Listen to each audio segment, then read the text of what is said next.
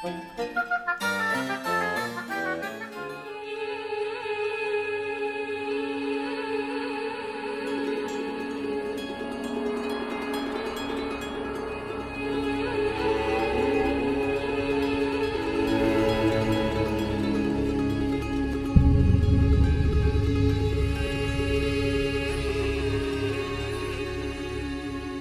versión más correcta, más cercana, es Jiutepec en el Cerro de las Piedras Preciosas o junto a las Piedras Preciosas, aunque también es una palabra que se ha pues, variado mucho su criterio de deducción del nombre.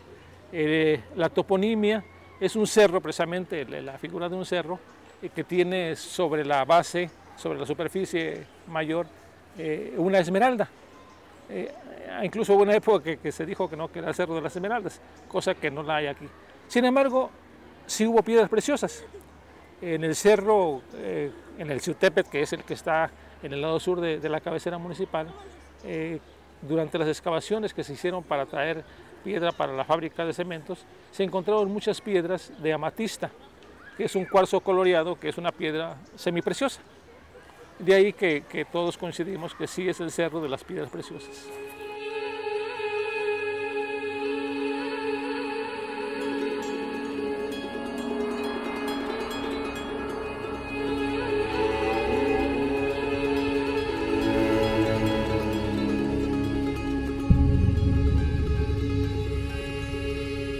En la época prehispánica, Jiutepec era un señorío gigante. Se extendía desde los límites de Tepoztlán y llegaba hasta el río Salado en los límites del municipio de Tlaltizapán. De tal manera que pertenecían al señorío de Jiutepec los pueblos ahora de Emiliano Zapata, que era Zacualpan, un pueblo que existía entre Zacualpan y Tezoyuca que se llamaba Amatitlán, que eso es otra historia que tenemos que contar un día, porque ese pueblo fue trasladado completamente a Amatitlán, a la colonia Amatitlán. Pertenecía a Tezoyuca, al señorío, también pertenecía a Tlacholoaya y Timimilcingo, es decir, era un señorío muy grande. Con el tiempo, además de que cuando vino la conquista, esto pertenecía a la provincia de México. Como todos sabemos, en la historia, la provincia de México se hizo pedacitos, ¿no?, con el tiempo. Y eso hubo reacomodo de pueblos. En 1932, al crearse el municipio de Emiliano Zapata, Jiutepec se reduce y le quitan la parte que ahora es Zapata. Pero algunos pueblos, por ejemplo Tlacomulco, que tuvo un tipo de gobierno básicamente particular, porque perteneció toda a la familia Cortés, seguía perteneciendo a Cuernavaca. En 1936 se crea el municipio de Temisco y entonces Atlacomulco pasa a ser parte de Jiutepec y le quitan a Jiutepec una parte del Cerro Pelón, que ahora le llamamos Cerro Pelón, y lo pasan a Temisco. Actualmente es un municipio de los más pequeños del estado, pero muy rico en historia. Somos el tercer municipio más poblado del país, después de Ciudad de Nezahualcóyotl y un municipio de Jalisco, no recuerdo cuál es, parece que es Zapopan. Cada día aparecen nuevas colonias, ¿sí?, de tal manera que podemos decir que tenemos 73 centros urbanos, ¿no?,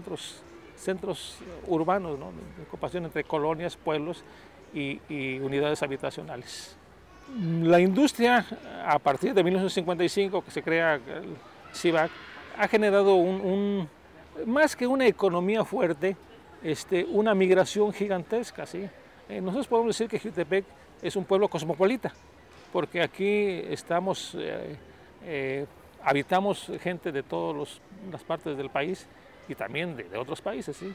Esto, sin duda alguna, fue el resultado de la creación de Jiutepec, de la ciudad industrial de Jiutepec. Esta obra es una serie de crónicas de manera individual, pero que se trató de hacer una obra que fuera atractiva a la lectura. Son notas pequeñas, sí, pero que tienen que ver con la crónica y se han tratado de mezclar tanto cosas prehispánicas como partes muy modernas. Así, por ejemplo, hablamos de algunos hechos que son poco conocidos en Jiutepec, sobre todo por las nuevas generaciones, como un autódromo que existió hace tiempo, ¿no? En una colonia que ahora, bueno, que toda la vida se ha llamado Manantiales de Jiutepec o Las Fuentes, y que nosotros le llamamos La Escondida. Ahí por los años 1957-58, un grupo de aficionados venían a hacer carreras en esas calles que entonces eran muy limpias, muy amplias y poco habitadas. Y hubo grandes hombres que estuvieron ahí, como algunos de los hermanos Rodríguez, que vinieron hasta a competir ahí. Otras cosas también que son pocos conocidas, por ejemplo, hay una parte que se llama el día en que mataron a Kennedy y que aparentemente no tiene relación alguna, ¿no? con nuestro medio, pero que nosotros, los jóvenes de Jiutepec, los niños en aquella época, nos enteramos de la muerte del presidente Kennedy quizás antes que muchos, incluso gobernadores, porque el presidente de la República aquel día estaba inaugurando la clínica del Seguro Social y precisamente estaba en este lugar cuando le fue avisado que habían asesinado a Kennedy. De tal manera que rápidamente escuchamos la noticia y muchos de nosotros lo sabíamos. Otras gentes quizás habrá pasado días o semanas en que lo supieran, pero en este pueblo lo sabíamos inmediatamente. Y otros hechos más recientes, por ejemplo, quizás la primera catástrofe ecológica que hubo en el municipio, que fue el derrame de una fábrica de Cibac, en lo que se le llama el día en que Tlahuapan fue evacuado. Hubo una fábrica que produjo un gas venenoso, entonces una tarde se esparció por el poblado de Tlahuapan y la gente tuvo que ser desalojada. No pasó a mayores, no hubo, bueno, oficialmente no hubo muertos, pero sí hubo un movimiento enorme de gente que tuvo que trasladarse.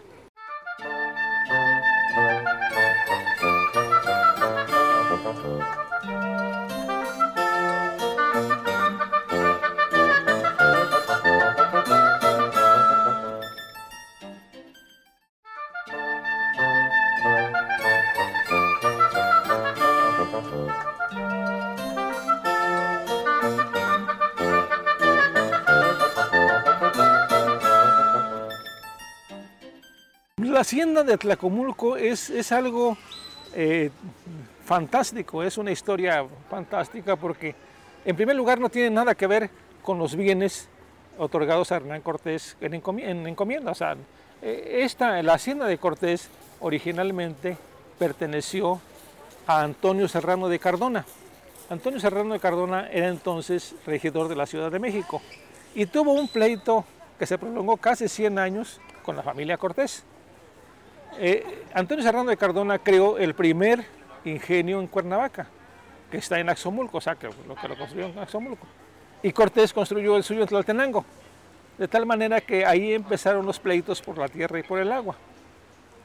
Este proceso de pleito llegó a las audiencias de la Ciudad de México y empezó a gestarse pues un pleito sobre quién tenía la propiedad de esas tierras y agua. Entonces, quizás hartos los Cortés de ese pleito, decidieron construir la hacienda, bueno, decidieron trasladar los enseres de la hacienda de Tlaltenango hacia Tlacomulco, que ya le habían comprado la finca a la viuda de Antonio Serrano de Cardona, a la señora Isabel de Ojeda. Entonces trasladan las enseres de la hacienda de Tlaltenango a Tlacomulco y se quedan con ellos. Lo interesante de la hacienda de Cortés es de que, como siempre perteneció a la familia Cortés, hubo una gran influencia de los gobiernos hasta el siglo XX. O sea, nunca se perdió. Existe una gran información de paseantes que venían a describir el pueblo y sus alrededores. Ahora sabemos que incluso Maximiliano y Carlota originalmente quisieron hacer su finca en esa parte, porque hay documentos de don Lucas Alamán, que fue un administrador de la hacienda durante muchos años y que hay mucha información. Entonces existe una información muy amplia sobre la hacienda. Actualmente incluso está llegando a la hacienda una mujer que dice llamarse Cristina Monteleone Cortés y que dice ser la 23ª marquesa del Valle de Oaxaca.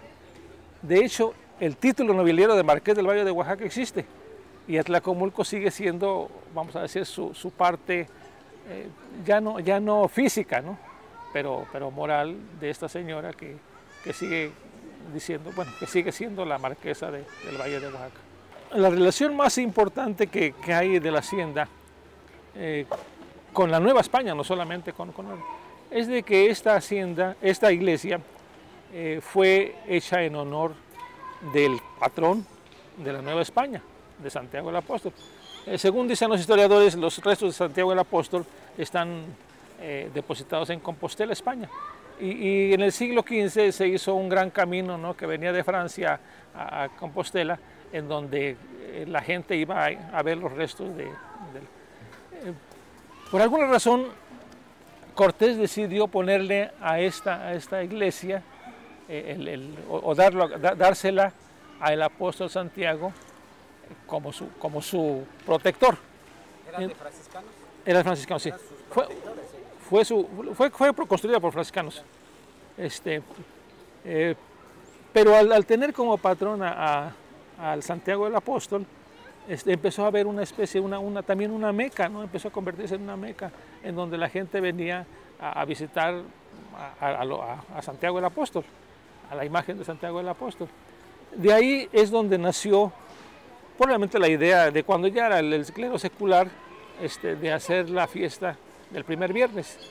Ha sido una fiesta, una feria tradicional, la primera feria, o sea, el primer viernes se festeja en Jiutepec, y bueno, no tenemos noticias de cuántos años, pero hay idea de que para 1745 ya se festejaba el primer viernes en Jiutepec. O sea que estamos hablando de pues, una feria de más de 200 años. Y coinciden con el resto de las ferias que se producen, que se hacen en Morelos, el segundo viernes en Cuautla, el tercer viernes en Mazatepec, o el cuarto viernes en Tepalcingo, pero sí coinciden las fechas con el resto de las ferias que se hacen en el estado. El carnaval nace por herencia de gentes que estuvieron yendo a los carnavales anteriores, ¿no? Esto nace alrededor de los años 70. Uno de los grandes impulsores del carnaval y que se le debe mucho a él en todos los aspectos fue don Ramón Maya, expresidente municipal. Pero lo interesante quizás en Jiutepec del carnaval es de que se crea una especie de cultura carnavalesca casi particular. O sea, no es igual que en los municipios con grandes tradiciones carnavalescas, ¿no?, como Tepoztlán y Yautepec, sino que aquí una mujer que se llama Juana Millán inicia un trabajo de fabricación de trajes de chinelo de una manera personal. E incluso en el año 2005 gana el Premio Nacional de las Artes, de las artesanías, por ese tipo de trabajo, porque tiene una particularidad, o sea, es algo especial. Y de ahí nacen algunas otras cuestiones, ¿no? Por ejemplo, la cultura del arte, de la artesanía urbana en Jiutepec. Quizás la más típica sea la de la señora Juana Millán, pero sin embargo ha habido una artesanía que ha nacido precisamente a raíz de la ciudad industrial, o sea, de una mezcla de culturas que han creado un tipo de artesanía que debemos darle valor porque finalmente es una artesanía. Pues ahorita es sobre esmalte, que es tengo de este tamaño, tengo en Talavera, tengo de 10 por 10, y sobre barro, sobre las tazas, sobre que en ese caso en el de Zapata, y lleva algún trabajo también sobre, en este caso, madera de segunda, que es la que uso. El dicho tiene son como unos sacos, y se los pone la gente. Cada quien tiene en su familia o por alguna cosa que haya pasado, siempre tienen un dicho clásico en su casa, como decía la abuela o como decía la tía, y son cosas que pasan en la vida de todas partes en el mundo y nos quedan en ciertas cosas y algunas veces no podemos dar un consejo porque solamente eso se dan cuando se lo llegan a pedir. Y en cambio en un cuadrito pues siempre está presente y enseña y tiene muchos pintos, digo muchos pintos, muchos visos en donde usted puede ver sobre una cosa, en el caso el de barriga llena, corazón contento, pues ahí en ese caso el que come está bien.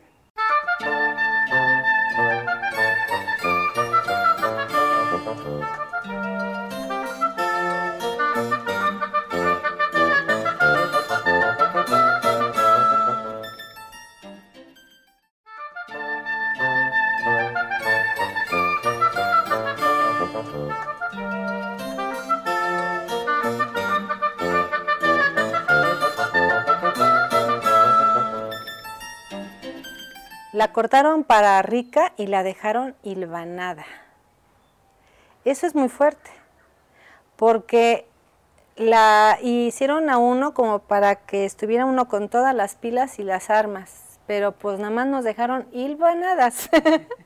Y entonces a mí me da muchísima risa porque pues sí le pasa a uno eso. Dice uno, bueno, pues si yo soy tan lista, tan linda, tan todo, ¿por qué no tengo más de lo que yo quiero tener? Entonces, por eso a mí me da mucha risa ese, y la gente luego no sabe ni qué es hilvanar, entonces también me da pie a que las señoras o las chicas se pongan a coser su ropa, porque no saben qué es hilvanar. En el caso, en el de los cuadritos pequeños de 10 por 10, pues trato de que no sea muy largo el dicho, porque no cabe tanta letra.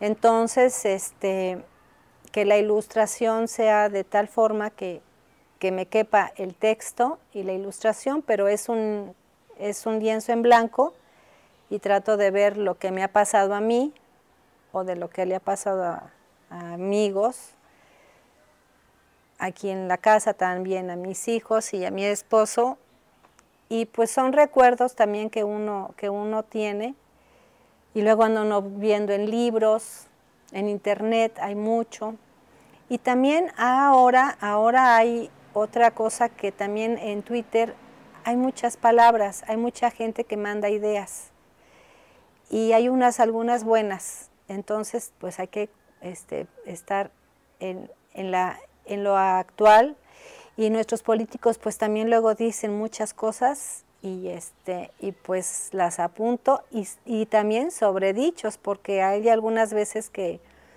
les pasan cosas y la mejor forma de que extracten la idea o lo que les pasó es con un dicho. Entonces pues son universales y del dominio público, no importa el estrato que uno tenga o la carrera que uno tenga, siempre están ahí presentes, y ese es el gusto que yo tengo por hacerlos, porque en donde sea y con quien sea, ahí van a estar, ¿no?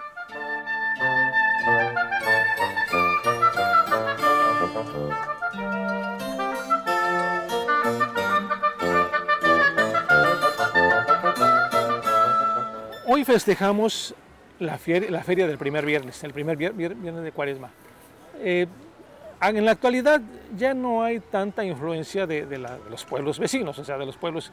Sin embargo, sí existe una relación bien importante y que gracias a los párrocos, a las personas que están en la iglesia, ha mantenido con los pueblos de una región del Estado de México que se encuentra entre al pie del Nevado Toluca. En esa región existe una serie de pueblos que tienen una gran relación con el pueblo de Jiutepec, y que son los peregrinos que podemos ver, o sea, que podemos ver que vienen cada año. Son varios los pueblos que vienen, y aunque sí, la verdad es que se ha perdido la fuerza de la antigua feria, pues por suerte todavía algunas gentes siguen creyendo y siguen viniendo a visitarnos. Definitivamente la feria, vamos a ser patronal de Jiutepec, es la feria de Santiago Apóstol, que se festeja el 25 de julio. Es una fiesta, es una feria, digo, quizás la más importante por la cuestión económica, pero también por la cuestión cultural. Desde el punto de vista cultural, se siguen haciendo algunas tradiciones, igual que se hacían hace 200 años quizás. Por ejemplo, si vienes en esos días, vas a ver que en toda esta entrada hay muchas fogatas, y que por todo el pueblo hay fogatas. Eso se hace un día antes de la feria, porque se espera que San Miguel venga con su caballo y se le indique por dónde va a llegar a la iglesia, ¿sí? Digo, esta es la feria patronal, o sea, es la fiesta patronal del pueblo. El patrón de Jiutepec es Santiago Apóstol. Se siguen las tradiciones porque te vuelvo a repetir, todavía ese día, si vienes ese día, vas a encontrar con que muchos habitantes del pueblo vienen vestidos a la usanza antigua y vienen con sus caballos, y circulan por el pueblo. Aquí en Jiutepec también somos un pueblo tropical y por lo tanto tenemos también raíces de efervescencia bullanguera, ¿sí? El 24 de junio, a diferencia de otros pueblos, aquí festejamos a un santo que le llamamos San Juan el Parrandero. Y esta era una figura que probablemente ya no existe al original, pero era una figura del tamaño de un niño, no sé, de 1,20 de altura, en donde, pues, si lo vemos fríamente, quizás ni se parece a San Juan, ¿no? Porque más bien parece un borrachito que así fue decorado. Se le pone un cigarro, se le pone una cerveza, se le pone un gabán sucio y se pasea por el pueblo. Antiguamente se llevaba al río y se tiraba al río, o sea, se aventaba y lo sacaban, se lo limpiaban nuevamente, lo vestían y se traía por todo el pueblo.